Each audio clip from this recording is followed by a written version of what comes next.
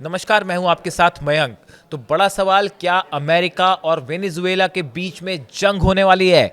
देखिए, ये वो सवाल है जो इस समय सोशल मीडिया पर चर्चा का मुद्दा बना हुआ है और बड़े डेवलपमेंट हुए हैं अमेरिका और वेनेजुएला के बीच में और हालात बेहद तनाव भरे हैं। अमेरिका के रक्षा मंत्रालय की तरफ से बयान आया है कि अमेरिका ने अपने 3 बड़े वॉरशिप डिस्ट्रॉयर्स वेनेजुएला के करीब भेज दिए हैं। देखिए, इसमें यूएसएस ग्रेवली है, यूएसएस जेसन डेनहैम और यूएसएस सैमसम। ये 3 गाइडेड मिसाइल डिस्ट्रॉयर्स हैं जो कि वेनेजुएला के तट पर बिल्कुल करीब हैं और पहुंचने वाले हैं। इसमें 4000 से ज़्यादा अमेरिकन सोल्जर्स हैं, P-8A पोसाइडन विमान है और एक सबमरीन भी जो है वो वेनेजुएला के करीब अमेरिका ने भेज दी है। और इसके जवाब में वेनेजुएला के राष्ट्रपति निकोलस मदुरो ने 45 लाख सैनिकों की तैनाती कर दी है। यानी देखिए, हालात बेहद तनाव भरे हैं और ऐसा लग रहा है कि एक नई जंग छिड़ सकती है वेनेजुएला और अमेरिका के बीच में। अब ये पूरे हालात बने कैसे? पहली बात तो ये समझना होगा कि आखिर वेनेजुएला और अमेरिका के बीच में अचानक हालात इतने खराब कैसे हो गए।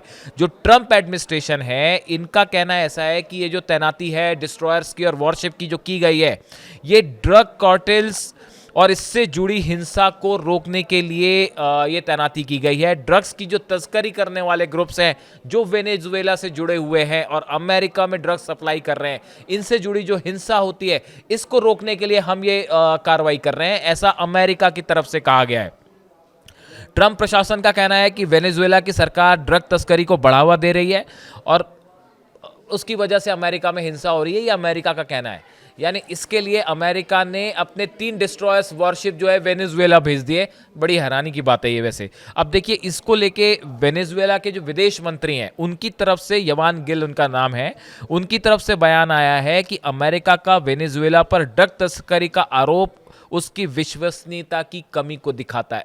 वेनेजुएला की तरफ से कहा गया कि जो एलिगेशंस अमेरिका लगा रहा है वो बिल्कुल बेसलेस है। वेनेजुएला के विदेश मंत्री आगे कह रहे हैं, हम शांति और संप्रभुता के साथ आगे बढ़ रहे हैं। अमेरिका की हर धमकी ये साबित करती है कि वह एक स्वतंत्र देश को झुका नहीं सकता। ये वेनेजुएला की तरफ से कहा गया है। और जो वेनेजुएला के जो राष्ट्रपति हैं, उनको लेकर जो बयान अमेरिका की तरफ से आया है वो सुनिए। ट्रंप प्रशासन मदुरो को दुनिया के सबसे बड़े 10 ड्रग तस्करों में से एक मानता है। अमेरिका ने 8 अगस्त को मदुरो की गिरफ्तारी के लिए इनाम की राशि को दोगुना करके 435 करोड़ रुपए कर दिया। यानी जो मदुरो हैं, निकोलस मदुरो, वेनेजुएला के जो राष्ट्रपति हैं, उनके ऊपर जो है 435 करोड़ रुपए का जो है इनाम घोषित कर रखा है। अब इस पूरे मैटर में एक बड़ा डेवलपमेंट हुआ है। ईरान जो है वो खुल के वेनेजुएला के साथ खड़ा हो गया है। ईरान ने ये कहा है कि जिस तरह से हमारी संप्रभुता पर हमला करने की कोशिश की गई, जिस तरह से ईरान को निशाना बनाने की कोशिश की गई, ऐसी ही कोशिश वेनेजुएला के खिलाफ हो रही है। और ईरान का ज़बरदस्त गुस्सा जो है वो अमेरिका के खिलाफ दिखाई दे रहा है और ईरान मजबूती के साथ वेनेजुएला के साथ खड़ा दिखाई दे रहा है। अब देखिए, ईरान की तरफ से क्या कहा गया है। Iran has condemned the United States threat to use of force against Venezuela's national sovereignty and territory integrity, warning against the dangerous consequences of Washington's acts of adventurism for the Caribbean region, peace and security.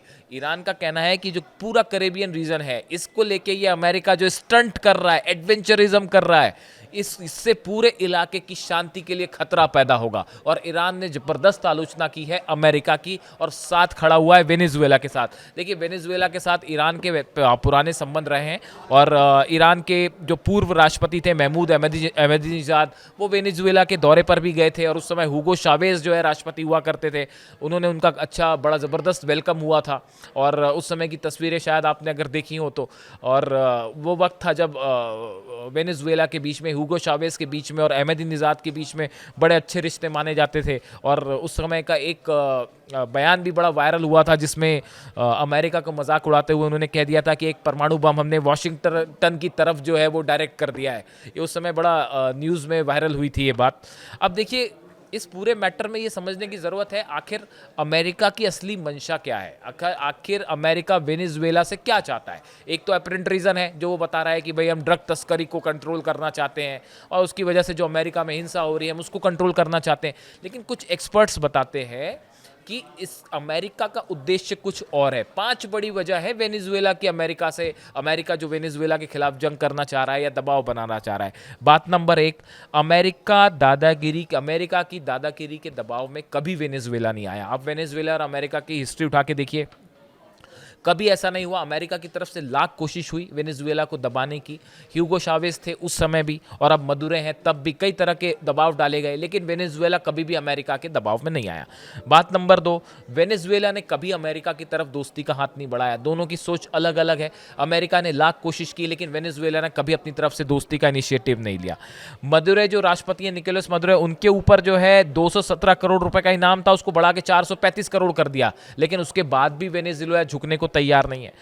अब चौथी बड़ी बात, जो कि सबसे बड़ी वजह मानी जाती है, वेनेजुएला को जो ऑयल है, तेल जो है, इस पे नियंत्रण चाहता है अमेरिका। बड़े सारे एक्सपर्ट्स ये कहते हैं कि वेनेजुएला का जो ऑयल रिजर्व है, इसको कंट्रोल करना चाहता है अमेरिका।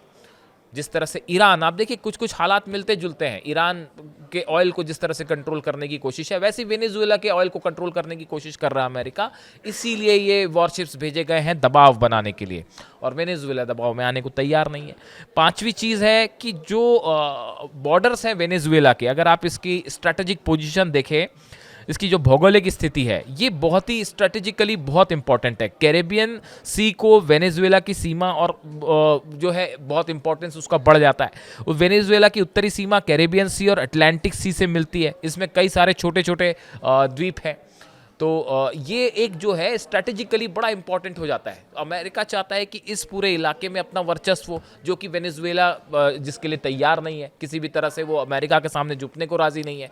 ये बड़ी वजह है कि अमेरिका और वेनेजुएला फ्लैश पॉइंट पे हैं।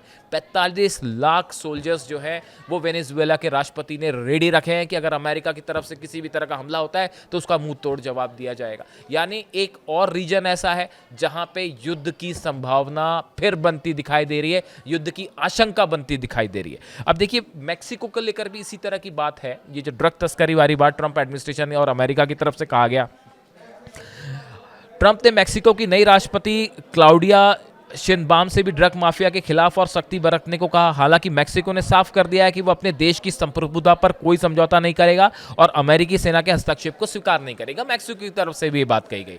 यानी कुल मिला के देखिए, मिडिल ईस्ट वाले जो हालात हैं, अब वो इस कैरेबियन इलाके में बनते दिखाई दे रहे हैं, और अमेरिका और वेनेजुएला दोनों फ्लैश पॉइंट पे हैं आमने सामने। अब अगले 2 दिन बेहद इंपॉर्टेंट है। क्या ये मामला किसी तरह के हमले की तरफ आगे बढ़ता है या कोई बीच का रास्ता निकलता दिखाई देगा, इस पे हमारी नजर रहेगी। जो भी अपडेट होगा आप तक पहुंचाएंगे। Thank you so much.